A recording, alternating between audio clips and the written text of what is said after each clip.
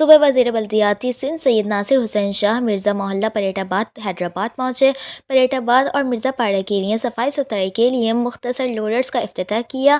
तकरीब में रुकन सूबाई असम्बली जहाज़िब खान, PPP के ज़िले सदर सग़ीर कुरैशी, अली मोहम्मद सैतो, एहसान अबड़ो, फयाज शाह और दीगर ने भी शिरकत की।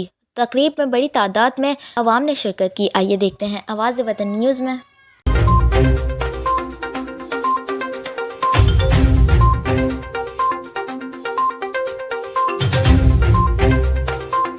ज़हरा द नेक्स्ट CM भी अल्लाह अल्लाह दे रसूल ताके कंदे और इंशाअल्लाह ताला पाकिस्तान पीपल्स पार्टी के वर्कर खुश थींदो।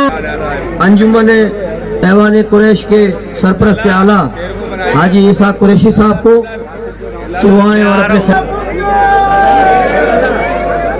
औज़ु बिल्लाहि मिनश शैतानिर रजीम बिस्मिल्लाहिर रहमानिर रहीम।